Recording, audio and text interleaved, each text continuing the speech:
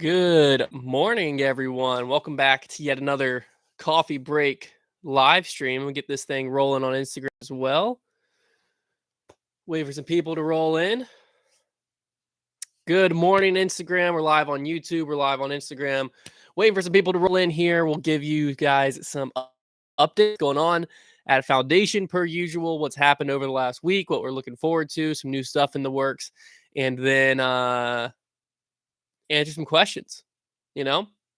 Not a ton going on. We're on the cusp of getting into some really exciting episodes of these when we like start moving into our new space. We have more and more, discs and stuff coming out. We're getting closer and closer to obviously Worlds in the summer. We're planning a lot of events and stuff around that. So a lot of exciting stuff down the line. But not too busy of a week this past week. Pretty normal week. First off, I just want to highlight I mentioned last week some podcast stamp stuff, Grip Lock, Tour Life, stuff like that. We decided to move those to this week. So Grip Locked, Innova stamp discs, Tour Life, Discraft stamp disc, and In the Bag Discmania disc are now hitting the site this Friday. There's also other podcast like patches, mini stuff like that are coming soon. Probably won't be up by Friday, but coming soon. Also, you can find a lot of fun podcasts. I think I'm even rocking the hoodie. A lot of Grip Lock stuff on the site. Would be ashamed to start coffee break without telling you what's in my cup. I've got some Colombian Natural from my brother's coffee shop, Third Wave, which just announced a name change coming. Kinship Coffee. So that's exciting. That'll be happy. I think he said next week is the official switch. So if you hear me, you always hear me talk about Third Wave. If you hear me talking about Kinship, same place. Still my brother's company, just changing the name up there. So excited stuff there. We also have a bunch of like restocks happening this week and some releases. Like the recycled ESP will be hitting the site tomorrow. I want to say either tonight or tomorrow. And then on Friday, we're gonna have some Thought Space Athletics restock. The stock pixel restock will be happening, and we got some terminal velocity Ursi, if you will, which feels a lot like a Thought Space Athletic disc. So, but that'll all be hitting the site Friday. So, again, not a super busy week disc drop or release wise, but the Grip Locked. So mold wise, I think Grip Lock's on Tor Firebirds Destroyers. Tour Life is on Zones, Raptors, and Buzzes. And then In the Bag is on FDs and Origins, I do believe. But you'll be able to find all that on Friday. I stopped by the new space, the new retail store this past weekend to get just another update, get some more eyes on it, see what it's looking like. And it was painted, which is great. The back is painted the right color, the front was not. So they're repainting it this week. And then hopefully the floors go in. And once the floors go in, then we can move in. Hopefully next week. I don't know. I've been saying next week for like 6 weeks. So it kind of seems how construction goes, you know? We'll see though. We'll see. Hopefully in the next week or two, we'll have some behind the scenes vlogs hitting this YouTube channel. And be just us moving in.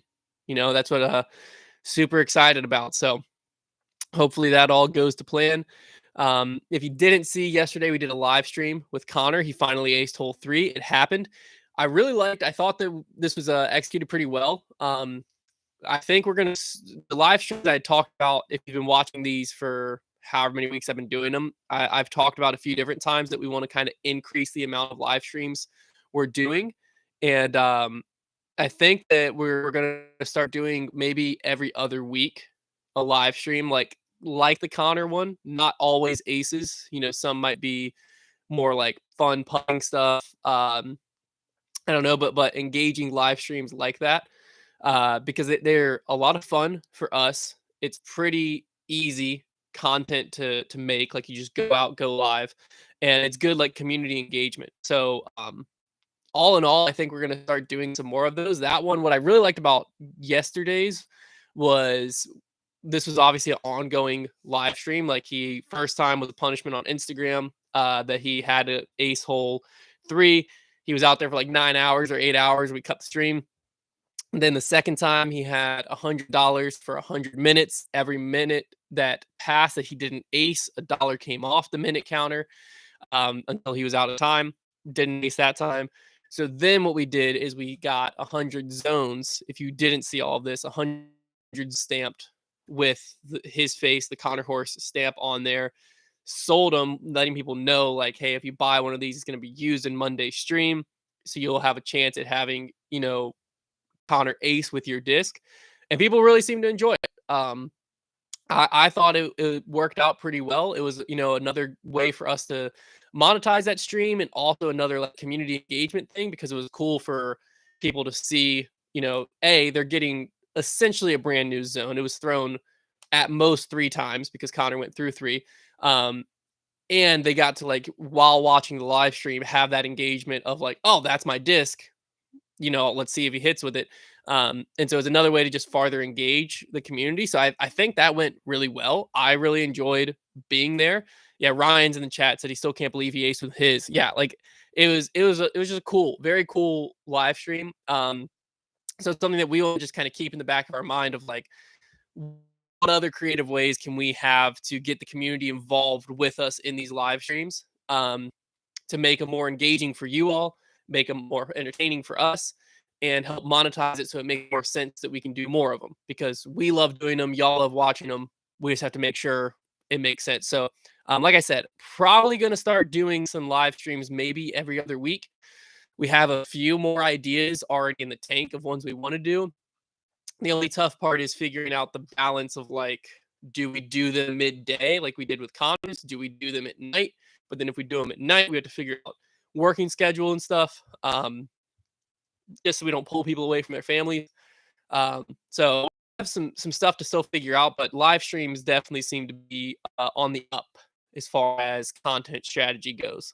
So we want to be a part of that. Super excited for it. But all right, I think that's about it.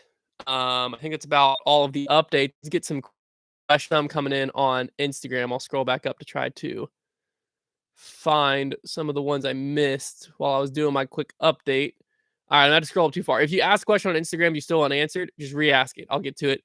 Todd Bouchard said, congratulations with the Connor Zone stamp. What was the Foundation's first custom stamp? Third wave, early tea time, Zach falling, or something else? So our first, I don't know if I have it. This was our first run ever. Where this is a D2. This is just D2.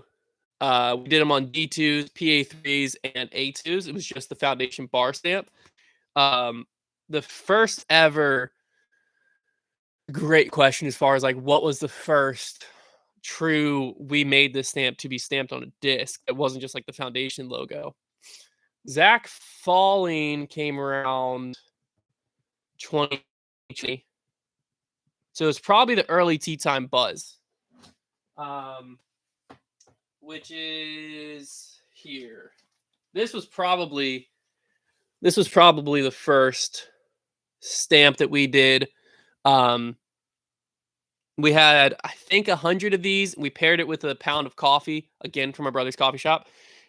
He made like an early tea time coffee blend. I think it was from Zambia, and all the money went to Eagles Wings Disc Golf, putting a course in I want to say it was Zambia. It was somewhere like that. And so we sold 100 of these with bags of coffee. He bought the package, and all the proceeds went towards that. So that was probably the first one. The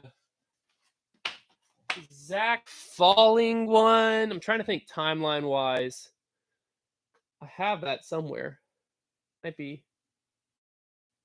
I don't know where that one is. We called it the Stumbles Buzz OS. I think it was also on Zones. I think it's this. Yeah. This is a funny one. I don't know where this would have come if I think the one line probably would have been in between there somewhere. So I don't know exactly the timeline there, but yeah, that was probably somewhere in that timeline. So Tyler Fontaine said, any idea when Innova 2024 Tour Series discs for Heimberg and Kohling are coming out? Normally, Destroyers would have been released by now. I don't have any idea. So I don't actually handle our inventory, purchasing, or any of that anymore. That's all business Brad. So I find out kind of once it's release time. More than unless it's a disc that we're uncertain on quantity, then that'll kind of be a group decision. But yeah, I don't know. I don't know. Let's see. I'll scroll back down on Instagram to get back closer to current. Clayton Lewis is my hero. Yeah, great point, Noah. Clayton Lewis, foundation employee, hit 1,000 rated today. Lifetime goal of pretty much every disc golfer that has a PDGA membership. I've never done it. Probably never will do it. I always said that if I got to 1,000, I was going to retire. So that was the first piece of advice I texted him. Once he hit 1,000, I was like, time to retire. Hang it up. You got 1,000, but what an achievement. So see, not everyone in foundation sucks at disc golf. Just the people that we record suck at disc golf. So yeah, huge shout out to Clayton. He's my hero too. Let's see. Dawson said, fellow coffee lover here, do you have a specific pour over recipe? Curious to see how you make it. So I just kind of, I don't know where this recipe came from, but I just do a 70-gram bloom for 30 seconds, 70 grams, then wait till a minute, then pour to 320 grams, 20 grams of coffee in. So I think it's a 16-to-1 ratio, and I just go 70, 70, and then pour the remainder. I used to have this app on my phone I followed until this recipe works well for me. I use a V60. But there was an app called like Filtrue or something that I liked, that you could like try different recipes and it would like tell you exactly what to do, when to do it. That was a lot of fun. So Bear Bite said he's about to do a live stream until all the Bear Bite Hades are, I'm assuming he means sold out. Yeah, if you haven't picked up a Bear Bite Hades, you can head to foundationdisc.com. There's still a handful of them left. I'm trying to think how many. I think 30 some left if you head over to foundationdisc.com. So check those out if you want to support what Bear Bite's doing, or maybe don't buy it yet. Maybe wait till the live stream. And, you know, if you buy them out before the live stream starts, and you can't enjoy the live stream. So I don't know. That's your decision. That's your decision to make. Joey said, nice sweatshirt. He has the same one. You have great taste, Joey. All right, let's see. Trying to get back to, can I collab with Dude Perfect? You know, I'm just waiting for them to respond to my emails. Obviously, that would be a dream collab, but don't think that really. We're not the ones that get to decide that. Taking a friend out for the first round disc golf ever. Any recommendation for him? Good videos to watch. We have a beginner's guide to disc golf series. If he's gonna be like that serious, like if you want form video, but like to me, first round of disc golf, don't keep score. Don't overcoach him on form. Get him like Discraft sole and a straight putter, like a pure or something, and just give him the basics on backhand form, and then just let him have fun.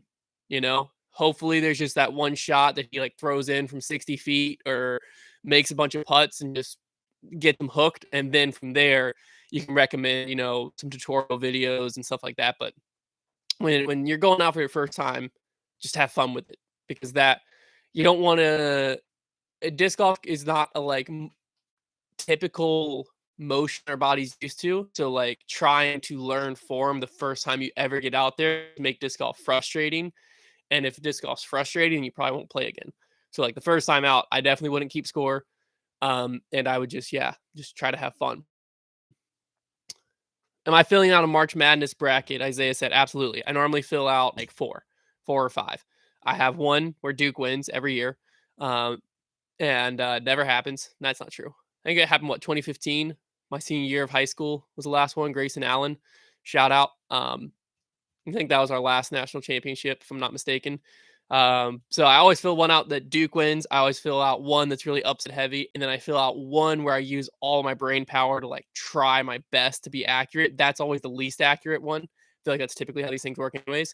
And then I use one that is just like either a coin flip, I let the AI generate it, I do something where it's just random. I ask my wife which mascot's gonna win, um, just something random like that, and that's normally the most accurate one. So, yeah, but I always fill out March Madness brackets.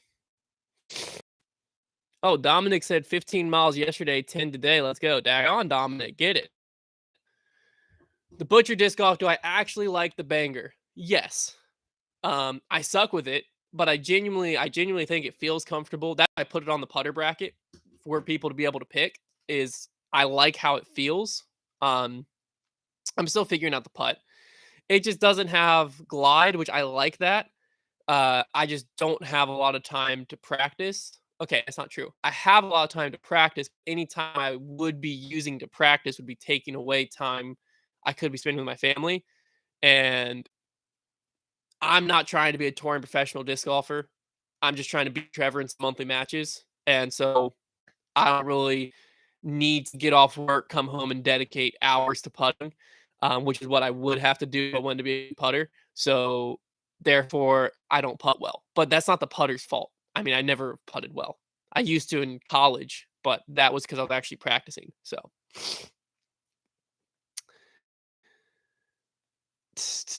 Charles Steele said, Hunter, what's your favorite disc golf course you've ever played? Fantastic question. So my favorite experience on a disc golf course that maybe doesn't have uh anything to do with the course was when we went to Vegas and we played Wild Horse by far, but that was a lot to do with how the course treated us as disc golfers. Um, the amount of just they treated us like golfers. Like they treated us with like they a lot of times you walk onto a golf course as a disc golfer and you're just the sideshow that's like, ah, dang, everyone's upset you're there. That wasn't the case. They gave us like they went above and beyond with everything, and so that made the course was good too. It wasn't like the course sucked and that just the course was great. It was a beautifully manicured golf course, but the way we were treated above and beyond that made that like my favorite experience on a disc golf course. And so that makes it very biased towards that because like then it just I can't even really tell you a flaw about the course because I was just on cloud nine the whole time I was there. Which just shows you if you're running a disc golf course, the way you treat people is more important because flip side of the coin, right? Eagles Crossing, um, they have a phenomenal property out there, phenomenal disc golf course, but we weren't treated poorly by any means. We just weren't treated the same way we were at Vegas. Like they didn't go above and beyond, which isn't a like it's not a necessity, right? But then it just there was no blinders of like, holy crap, like the experience around just the disc golf enhances the disc golf, which is what happened at Vegas. Like everything that happened, like the way I mean, we were just taking care of the whole Vegas at the course, and so like that pushed the course up where Eagles Crossing we just played disc golf basically. Like there was no um above and beyond, if that makes sense. It's like when you go to Chick-fil-A, you're happy to pay the extra money versus McDonald's because of the way you're treated in the staff. You know what I mean? It makes the food taste better because of the way the staff treats you. So again, we weren't treated bad by any means at Eagles Crossing. It just was like a normal transactional interaction. So then the course was just the course. And that course is still far up there on my list. It's probably like number 3 or 4. But the only reason I think Vegas gets up there and is the first one that comes to my head is because of what happened, like the way we were treated outside of the course. That makes the course feel that much better.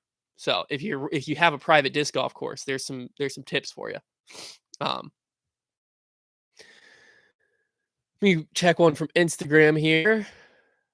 What happened to Paige? How did she get a 12 on hole 16? I think I didn't watch it because I don't know if it was on coverage, but I think from what I heard, she just kept going for the green or going across the water and kept not making it and just kept doing it. Um, and she wasn't crossing, so she couldn't advance. So she was just there throwing, throwing, throwing, and then next thing you knew, it was 12. Um, so Oh, Brendan said best courses in the Charleston area headed there this summer. So Park Circle's a fun one. I wouldn't call it a best course, but it's like really close to the heart of Charleston. Like if you're in downtown Charleston, where all the shopping and stuff is, you're probably like 15 minutes from the course. And it's also right next to Foundation Charleston. So there's a win-win for you there. The best courses, like experience wise, Trophy Lakes is definitely up there. It's about 30 minutes outside of the main downtown Charleston, I think. So depending on where you're staying, could be farther. But that is an awesome course, ton of fun to play. The Naval Weapons Station is where we did the like final round of the Creators Cup and stuff like that. If it's rained, it can have some flooding that's happened there, but really fun course. So I would say Park Circle. If you only have time to play one course, I would play Trophy Lakes or Naval Weapons Station. But if you have time just to get a quick fun round in, Park Circle is just a really unique experience because it's just like in a traffic circle. Like the little in between parts on this map traffic circle is the disc golf course, and it's just a crazy, crazy experience. So that's just kind of fun to play. Let's see. Another question coming in from YouTube. Josh said, what part of running a company has stretched you personally the most? I run a company with my wife, and I always enjoy hearing from other owners. Stretched me personally. It's a good question. I mean, I've experienced a lot of personal growth while running Foundation, but some of it is just maturing because we started Foundation when I was how old was I? 21, 22. I think I was 21 when we started Foundation. Yeah. Um and now I'm about to turn 27. So, a lot of it is just you grow a lot in that time frame. So I don't know how much is attributed to the company and how much is attributed to just maturing as a person. But I think probably what stretched me the most is we'll just blanket statement, call it like leadership. Um, I'm by no means a good leader still, but I've learned a lot. And I think a big part of it is trusting others with tasks to free you up to go do more. Like delegating was something that was very hard for me because like if I know how to do something and I'm confident that I can do it in a way that like makes sense to me and works for me, it's hard for me to give that part up. And even if it like makes more sense for someone else to be doing it in their role, just because like in the moment that like initial one, I can do it faster than I can teach someone to do it. So it's like, well, if I just do, let me just do it real quick. But then if you teach them, then you don't have to do it again. So it saves you time in the long haul. Um, And also by delegating, if you're hiring right, replacing yourself with people that are better than you at whatever you're delegating to them. So then, you can delegate it to them. And next thing you know, the process you just gave to them becomes streamlined and more efficient. So I think that's one area I've grown considerably just within the business, and it's affected outside in a lot of ways, just how you view stuff. But yeah, I mean, honestly, a lot it feels this way. I don't know if it's true, but it feels like a lot more personal growth and understanding more about myself as a person has come from running in the last few years because it just gives me a lot of time to really reflect and think. Um, which you can get a similar thing, I think, if you like where any type of like physical activity where you can unplug and you go and you're gone for an hour. I mean, even if it's like meditation or yoga or something where you're just unplugged from your phone, unplugged from people contacting you, and it's just you for an extended period of time is just going to create growth. I don't think it matters kind of what you're doing in that time, but it allows you just to really think through and strategically problem solve things that are happening and also forward think about, you know, it just gives you a lot more time. I don't know. I don't know how to describe it. But especially like in today's day and age when we just like always have our phones on us, we're always so connected to just disconnect for a little bit it like, almost the amount of stuff that you can think through and process through in an hour-long run or an hour-long bike ride, or swim, or at the gym or whatever your outlet is, like that 1 hour you can think through and process what I feel like I would take like 3 or 4 hours if I'm actually like have all the distractions of email and social media and all that stuff going on.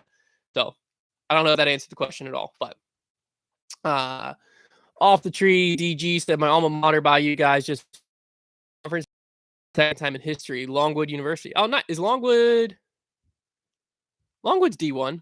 They're are they in the Big South? I know Longwood for some reason, but congratulations. It's always a passion. Will that be dropped at foundation at all? So, team Discraft stuff, which is what it's always a passion is. The only way that makes it to foundation is if it's something that like has been out for a while and they still have a decent stock of, then they'll sometimes open it up to different retailers like the Brody Roaches, the Brody Buzzes, like that stuff that's on our site right now, the Yuli Zones from last year. If something is sat around for long enough, I don't know what their process is as to what gets decided where people are allowed. But when it first comes out, no. So like not anytime soon. But I can't say it'll never hit the site. We got sneakies, stuff like that. Like eventually it might reach us. We'd be able to move them if they ever got them to us because it's always a passion, it's a sick disc, and pretty much all the foundation loves the passion. So yeah. Michael Kern said, "Were you surprised how fast Connor aced yesterday?" No, no. Like to me, the zone was always the answer. Like every time he's done it before, he's had mixed discs and he's tried to go straight at it. Um, and so to me, having just all of the same disc, being able to just pop them out on the same line over and over, and it be an overstable disc, so it's just a more consistent hyzer angle. I didn't think it was going to take long at all. Um, yeah. So no, I was not surprised how fast he aced yesterday. Brady Whitlock, any ideas how to better hit lines that have an issue with releasing too late on drives and constantly scrambling? Um, it depends on like kind of what your issue is, but it sounds like a timing issue. So I would say slow everything down. That's typically always the answer is if you've got a timing issue, slow everything down. The Butcher Disc Golf said, how many grip lock toadies for you to try to go on tour? Unfortunately, I don't think there's an answer to that one. I have too many commitments to go on tour. We have had the idea. I don't think it'll ever be able to happen, but we've had the idea of like Trevor and I get $500 or something. Okay. And the only rule is every dollar you spend and every dollar you live on has to be made from disc golf. And you can't like sell discs through your social media. Like you got to go out on the road and you have to stay on the road, and whoever can survive the longest wins the challenge. So we've had that idea, but again, there's like one part is, I mean, we might be out there 2 weeks, like realistically. The other part is, what if you stay out there and like what if you somehow got out there and like won a B tier and you got $1,000 and then you enter in and you win, like eventually you could be out there for like 2 months or something, and like we can't commit that time because like if you go to a bunch of weeklies and you hit an ace pot and the ace pot happened to be $700, like I don't know. So that's why that idea has never come to fruition, just because there's risk on both sides of like it could be one event and it's over, and then they're like, that kind of is a crappy piece of content, or it could be such a long series where like we have to come back to work. But I don't know. I think it's a really fun idea. I would love to see someone do. I just don't know if it's going to be us. Uh oh, how's this work? Oh, that's fun. Dylan said, how many aces have? Also, do you think the amount of aces someone has relates more to experience or skill? I don't know my official number of aces at all. Um, I have more than five because I can kind of think through five off my head. Um, I don't. I think acing is a skill in and of itself, but I don't think it necessarily directly correlates to how good someone is at disc golf. Because like most of the time, if you step up to a hole, unless you're trying to ace it, then you are trying to throw it to just outside the circle and have it slide in, or trying to throw it to like 20 feet. So like then if you're acing, you're doing something you're not attempting to do, which you could just be through a perfect line, threw it a bit too hard. But I don't think people who have like zero aces or one ace that has anything to do with how good or bad they are at disc golf. The longer you play by nature, probably the more aces you'll have. But I've also like I know there's been people who start playing and within a month have an ace. You know what I mean? Like it also depends a lot on the courses you play. Because if I went to Peaksview Park every day and that was just the course I ran through, and I played it every day for a year straight, my ace count would probably go way up because if I'm playing the shorts there, pretty much every hole is like 200 feet or less. But then if someone's playing New London every day for a year, they might get one ace, but probably zero because there's only like one ace opportunity and it's still like 300 some foot hole. So I don't think the amount of aces correlates to anything really in disc golf. I don't really think it matters. I think I know a lot of people wear it with a badge of honor, like people who have a bunch of aces, and it's cool, but I don't think it necessarily correlates to anything. Let me see. Virgil Brown said, when will the Connor ace discs get shipped out? Probably today would be.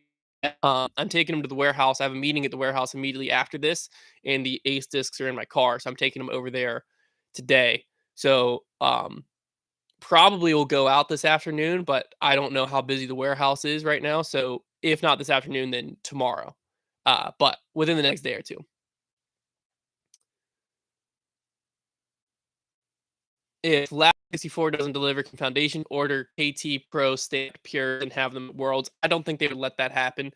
You can't just stamp KT Pro. I mean, you could, but like for KT Pro, Kristen Tatar to have her own plastic to happen, like it needs to be her own plastic. Like it needs to be that's like if you just stamp their classic blend with KT on it, I don't think it would really work.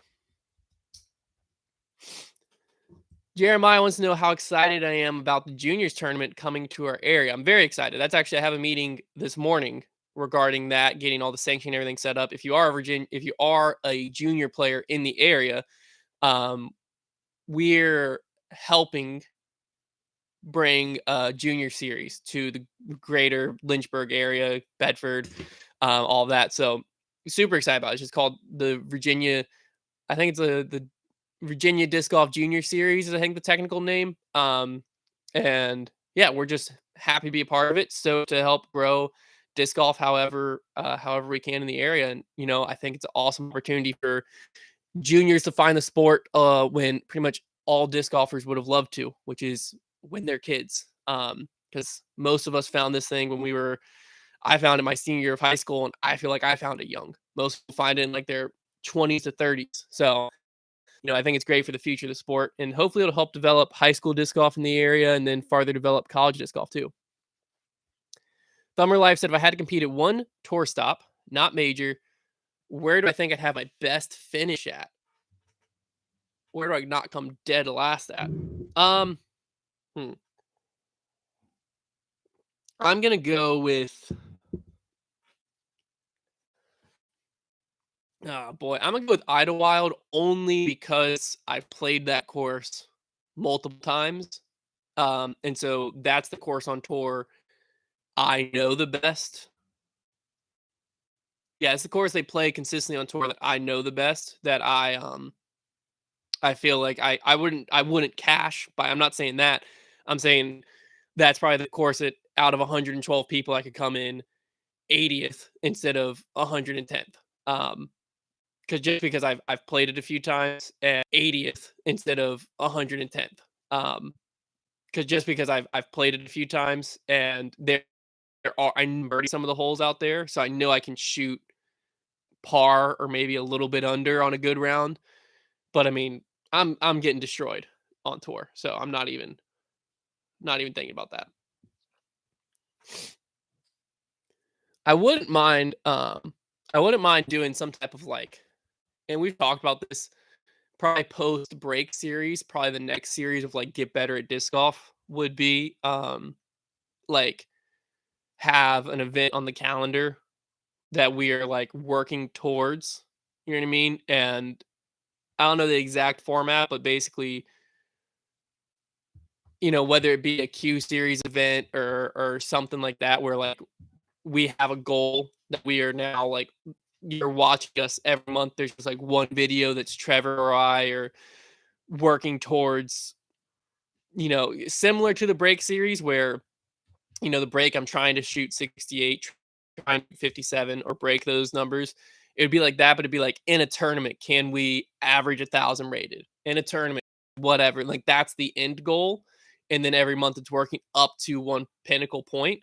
I think that could be really engaging pieces of content, but yeah, we just have to think through it a bit more and figure out what's realistic because that series is way more electric if we get to the end and actually do it. So, all right, we'll answer a few more questions and then I'm gonna get out of here because, like I said, got a meeting this morning over at the warehouse. I gotta make it to. Trying to get back to current on Instagram.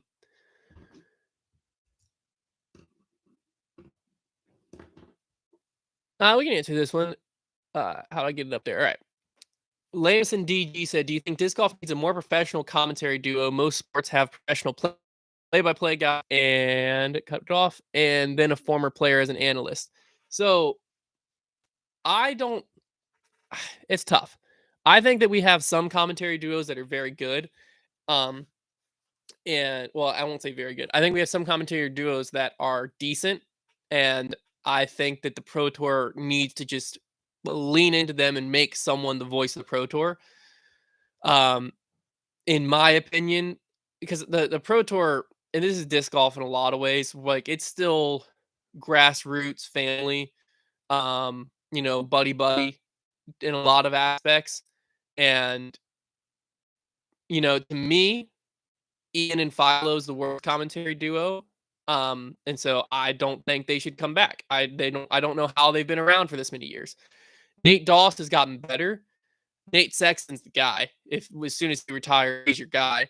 I really like Terry Miller. I think does a really good job in that play-by-play. I think that Charlie Eisenhood from Ulti World does a really good job in that. So to me, I would make one of those two kind of like your play-by-play guy, and lean into them. Or I mean, we've got a lot of I won't say a lot, but I know of three or two.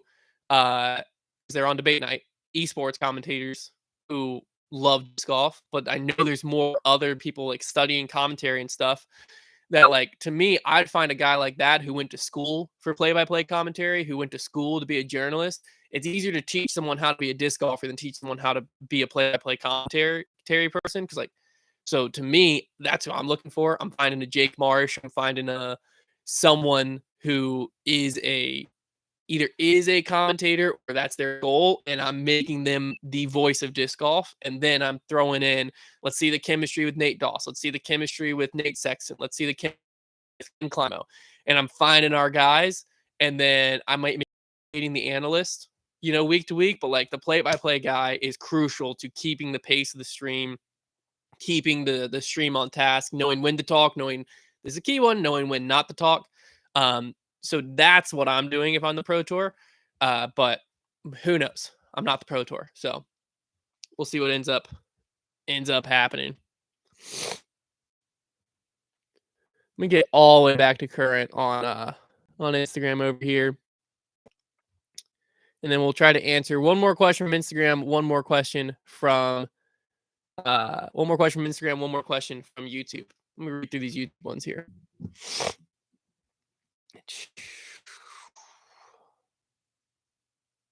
Oh, this isn't a question, but a quick shout out from Shay. Check out Foundation Discord. Hey, check that out if you haven't already. Foundation Disc Golf on Discord. There's like 13 some thousand, I think, in there. Really fun disc golf community. You can just get in, especially during the live tournaments. The live tournament chat in there pops off. But check out Foundation Discord for this month's Team Foundation Challenge. Basically, each month a Team Foundation member puts up some type of challenge. You respond to the challenge, and then the winner gets a gift card. So you can check it out for a chance to win the giveaway. This month comes from Team Foundation member Anthony Cox. So you can head over to Foundation's Discord and hop into that.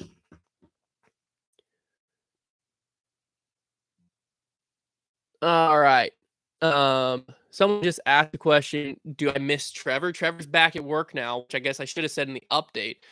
And having Trevor back, then makes my job less stressful because I'm not having to do the job of like 1.5 people and splitting other parts of Trevor's job off.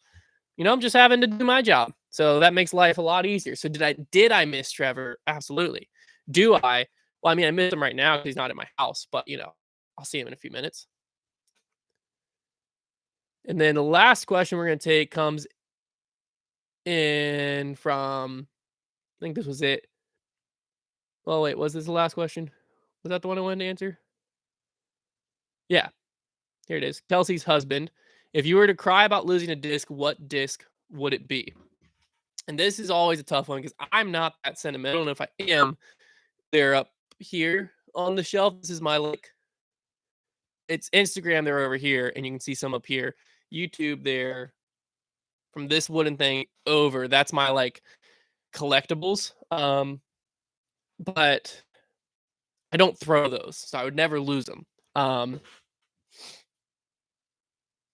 If I think one that I wouldn't be super upset in the moment of losing it, but looking back, I'd be upset, would be one of the early Foundation runs. Probably, I think this is the only one I have left of this disc.